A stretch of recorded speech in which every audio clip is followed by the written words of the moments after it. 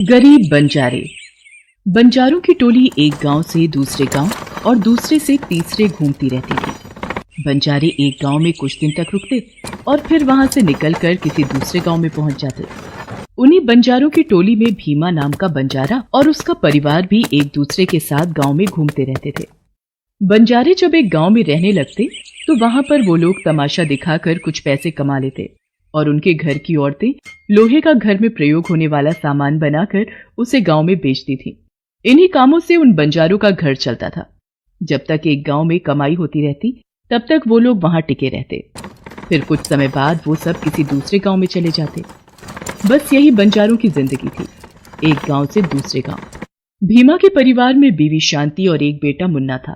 बेटा अभी काफी छोटा था, इसीलिए शांति घर पर रहकर ही लोहे का सामान बनाती और अपने तंबू के बाहर ही उसे बेचती थी। इस तरह वो अपने 10 साल के बेटे का भी ध्यान रख पाती थी। शांति, अब इस गांव में हम लोगों को काफी दिन हो गए हैं। सभी बंजारों ने तय किया है कि बस 2-3 दिन में ही हम लोग यहां से निकल जाएंगे और पास में ही एक दूसरा कस्बा है जहां अच्छी खासी आबादी है।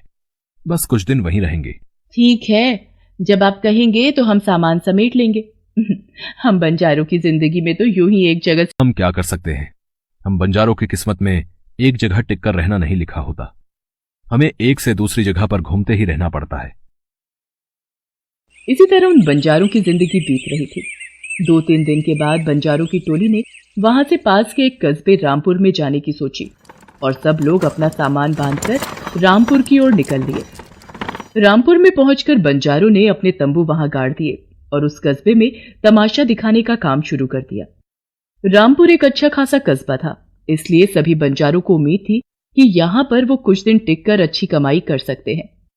एक दिन तमाशा दिखाते दिखाते अचानक भीमा रस्सी से गिर जाता है। सभी बंजारे भीमा के पास आ जाते हैं और उसे गिरा हुआ देखकर घबरा जाते हैं। भीमा को पास के अस्पताल में ले जाया जाता है, जहां पर डॉक्टर बताते हैं उसके पैर की हड्डी में मोच आ गई है, जिस कारण से उसे कम 15 से 20 दिन आराम करना होगा। भीमा को उसके दोस्त उसके घर छोड़ देते हैं। एक और मुसीबत आ गई। अब पता नहीं कितने दिनों तक मैं काम नहीं कर पाऊंगा। घर का खर्चा कैसे चलेगा? हमारे पास तो कुछ पैसे भी नहीं पड़े जिससे हम कुछ दिन का खर्चा चला सके। आप चिंता करें, कुछ न कुछ जुगाड़ हो जाएगा। मैं बर्तन बनाने का काम थोड़ा ज्यादा कर लूंगी, उससे जो भी थोड़ी बहुत कमाई होगी हम उसी में गुजारा कर लेंगे। आप परेशान ना हो, भगवान सब भली करेंगे। शांति दिन रात मेहनत करके ज्यादा बर्तन बनाने लगी। वो घर का ख्याल भी रखती, घर का काम भी करना होता और अपने बेटे का ख्याल भी रखना होता। लेकिन उसके बर्तन इतने नहीं बिक रहे थे जिससे कि उनके घर का खर्च और पति के दवाइयों का खर्च निकल सके। शांति बहुत परेशान रहने लगी थी। उसी बंजारों की टोली में एक और बंजारन मीना थी। वो शांति की सहेली थी। मीना शांति से कहती है, देखो शांति, इस तरह बर्तन बना बना कर रखे रहने से कोई फायदा नहीं। यहां तुम्हारे बर्तन खरीदने कोई नहीं आने वाला।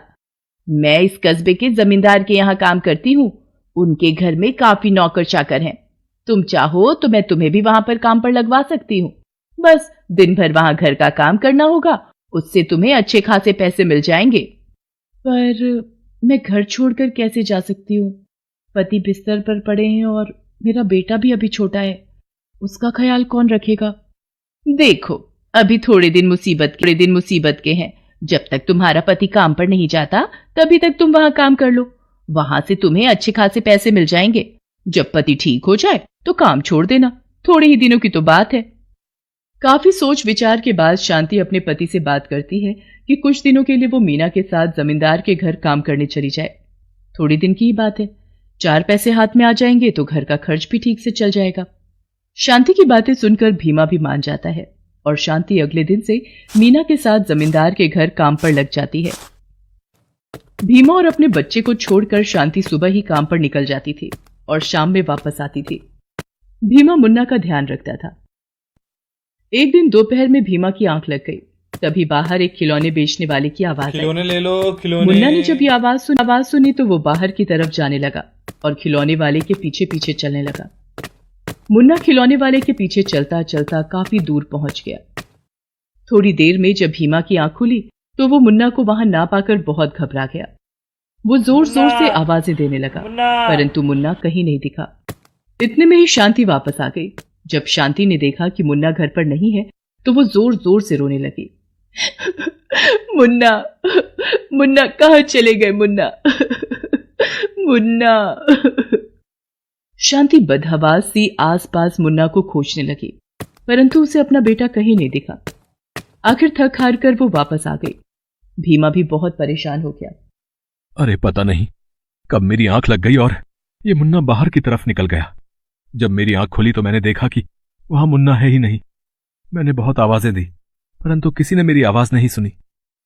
शांति और भीमा बहुत परेशान हो जाते हैं और वे सभी बंजारों को ये बात बताते हैं। सभी लोग उनकी मदद के लिए आ जाते हैं और आसपास के कस्बे में जाकर मुन्ना को खोजने लगते हैं। सभी जगह देख लेने के बाद भी मुन्ना कहीं नहीं मिलता। अब रात हो गई थी। शांति और भीमा का परेशानी से बुरा हाल था। अपने बेटे के बारे में सोच सोच कर वो परेशान हो रहे थे। शांति भगवान, तो इसने कुछ नहीं बताया। शायद ये बहुत घबराया हुआ था और रात के अंधेरे के कारण इसे अपना घर का रास्ता भी समझ नहीं आ रहा था। ये बस रोते ही जा रहा था। इसीलिए मैं इसे अपने साथ अपने घर ले गई। इसे खिला पिला कर सुला दिया और सुबह मैं सबसे पहले भगवान के मंदिर में ही आई और तुम मुझे यहां मिल गई। आपका बहुत बहुत शुक्रिया अम्मा। आपने तो मेरी जिंदगी बचा ली। आपका ये एहसान मैं कभी नहीं भूल पाऊंगी। आपने मेरे बेटे को अपने पास अच्छे से रखा और फिर आप इसे यहाँ ले आई, जिस वजह से ये मुझे वापस मिल गया। आखिर भगवान ने मेरी प्रार्थना सुन ली।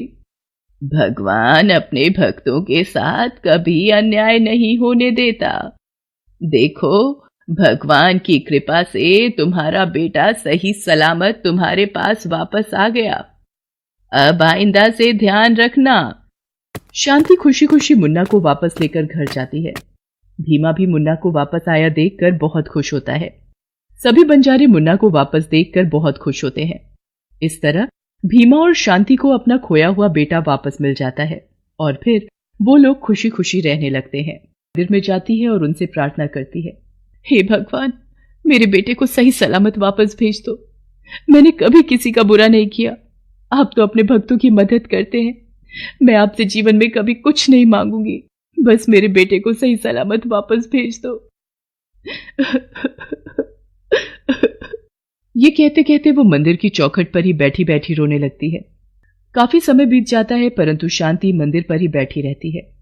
सुबह हो जाती है और शांति वहीं सीढ़ी पर ही बैठी बैठी भगवान से प्रार्थना करती रहती है। तभी सामने से एक बूढ़ी औरत आती है।